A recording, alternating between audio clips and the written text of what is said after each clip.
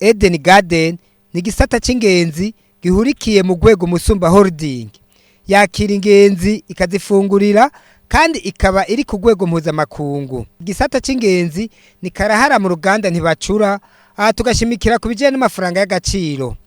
Eden Garden iri muri komine Ntahangwa, zone Rukaramu, ibarabara Chaussée d'Uvira, muri quartier Kajaga, iruhande y'ikiyaga Tanganyika uja mu Gatumba aho bita ku Mweha.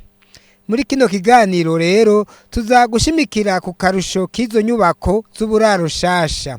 Naitwa Martin Kayemba, mimi ndio DJ wa hapa Eden Garden. Ku mazina nitwa Martin Kayemba, umuyobozi mukuru wa Eden Garden. Tulianza kuzijenga kama miaka 4 imepita. Izi mubona nazo nyene ni nyubakwa twatanguye kuzubaka haraheze imyaka 4, ariko turizera ko zishobora kurangira kubaka vuba kugira ngo tuzoze turakira ingenzi zivuye hanze y'igihugu.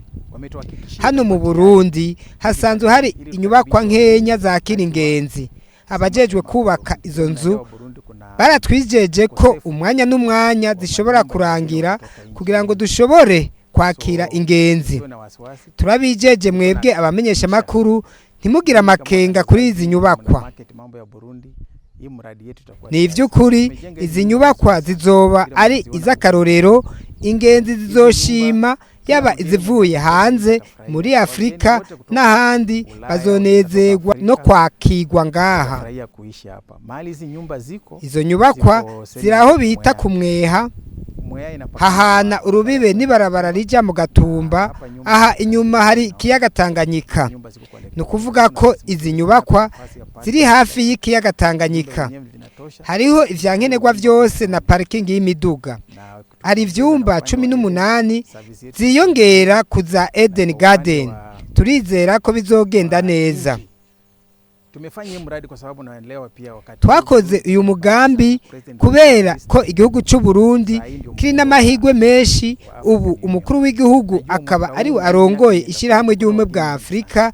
Ivyo bizotuma uyu mwaka n'iyindi izoza tugira abashitsi benshi. Kuri iyo mvo amanama menshi azokorerwa hano mu gihugu.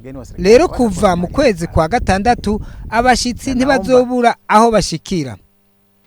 Ambaza Marcel, icegera c'umuyobozi mukuru wa Eden Garden, aratubwira uko ubwo buraro bw'ingenzi bwifashe.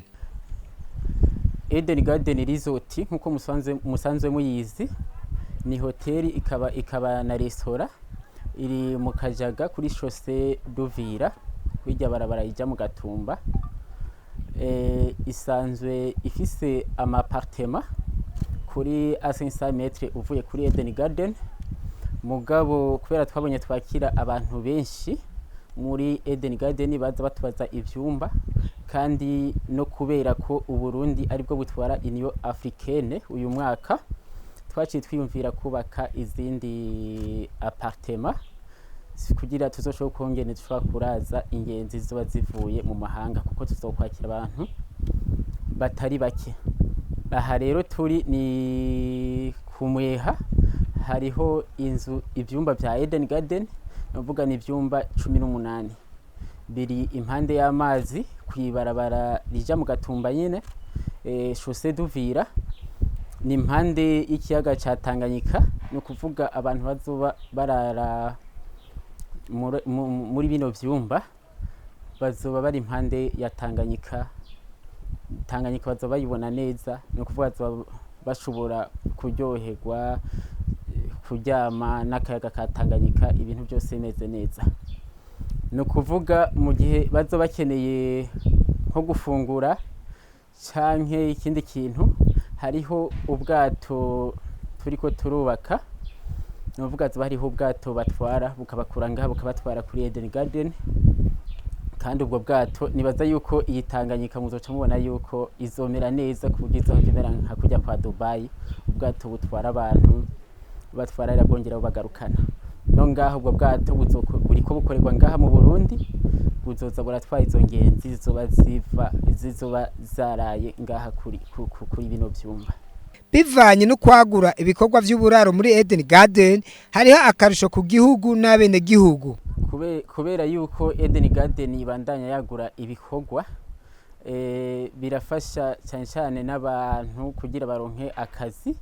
Nk'ubu novuga yuko Eden Garden imaze gushika ku bakozi 150, hariho n'abandi bashika nka 200 bakora ku munsi ku munsi.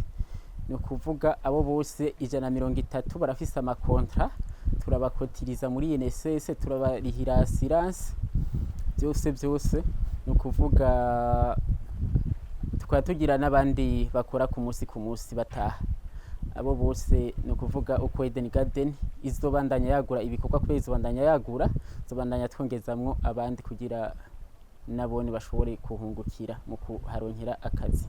Mwico gisata c'isuku turafisemwo abapfasoni, turafisemwo abagabo, kandi ibikorwa ni byinshi bikenera isuku.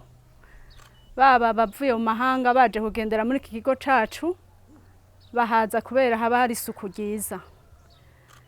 N'ubu rero turabandanya twitwararika iryo suku, haba mu vyumba turafise ama appartement twakiramwo ingenzi, hariho n'izindi zigira mu minsi bazugurura, aho hose isuku rizoguma rikenerwa, tuzokenera n'abandi bakozi benshi.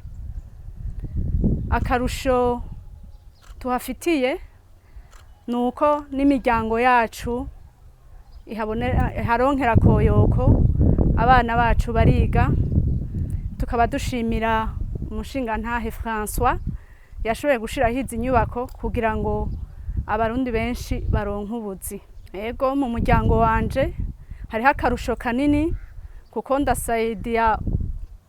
ndunganira umufasha wanje, abana bariga neza, ndariha minervale, ibyo byose nuko tubikura aha dukorera. Kuronka akazi muri Eden Garden Resort bimfitiye akarusho kanini kuko ntarakaronka nari mwibarabara sinari bwaronka akazi, ariko ubu hageze ahantu nshobora gufasha umuryango nanje nkibeshaho. Nkaba ndangiza nshimira Eden Garden Resort, nkashimira n'umukoresha wacu, nkashimira n'igihugu cy'u Burundi kuba carorohereje abanyamitahe bagashobora kubaka ibintu nk'ibi bagatanga akazi ku bantu benshi. Uburusho ni bwinshi kuko narashoboye gufasha abavyeyi ndabubakira inzu yarigire ibagwe ko mwico gihe, kandi nanje muri kazoza ndabona ko ari heza kuko nanje nimirije gushinga umuryango.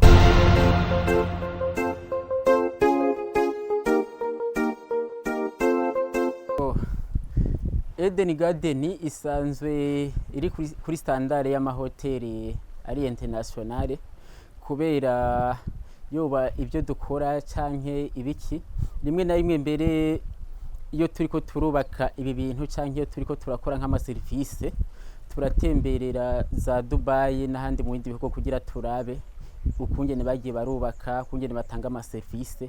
Nico gituma muri Eden Garden bahagirira nk'ama mariage, imanza, amasale de conference n'amanama mpuzamakungu. Muramaze kubona yuko biba ari byiza gose.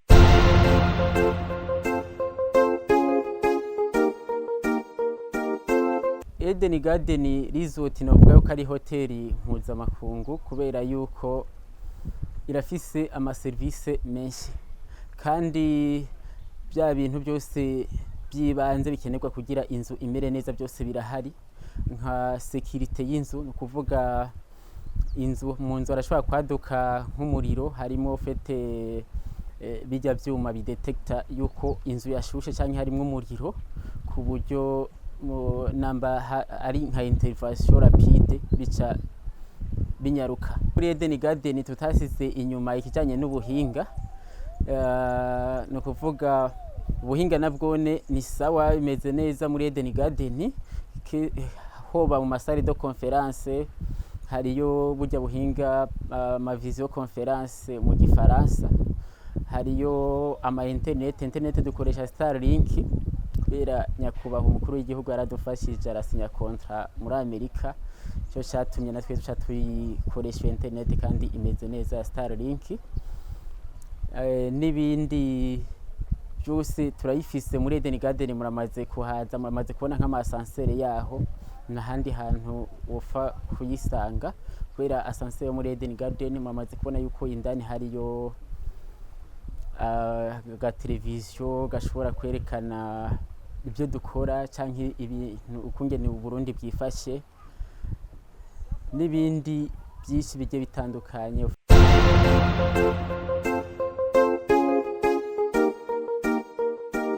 Mu kurangiza, abahora bakorera cyane cyane imanza muri Eden Garden murabizi twari dufise ibanza ushobora gukoreramwo mariage, mugabo ngaha nahone kumweha ariho hazoba hari ibi byumba, nahone hariho jardin zibiri kandi nziza gose tuzoshobora kwakiramwo abantu bashobora gukora imanza, no kuvuga abantu bafise ama mariage, bafise imisi mikuru nka Louis Mars, ujya umunsi mukuru w'abakenyezi, barashobora kuzoza ngaha bagakora ngaha ko bafise ibanza vyiza, nta kibazo turashobora kubakira. Murakoze, murahawe ikaze muri Eden Garden. Umuyobozi mukuru wa Eden Resort arangiza asaba abari mu gisata cyo kwakira ingenzi mu gihugu cyacu ko vyifatamwe neza kugira ngo bashigikire igihugu cyacu cy'u Burundi. Na naomba watu wote wanahusiana, rero ndasavye abajejwe ivyo kwakira ingenzi yaba muri leta no mu mashirahamwe bakore ivyo tuma ingenzi ziza ku bwishi mu gihugu kugira ngo dushigikire n'igihugu cyacu, kugira ngo n'ubuzi buboneke ku mpande zose, yaba mu bijanye kunguruza abantu n'ibindi. Nkaba ndangije ndabaha ikaze kandi mpa n'ikaze abantu bo kwisi yose bamenye ko Uburundi ari igihugu ciza cyakira ingenzi zikishima zikanezerwa n'imico n'akaranga y'abarundi. Muri make ndabahaye ikaze kuri izi nyubakwa apartment kumweya Eden Apartment kumweya Katumba.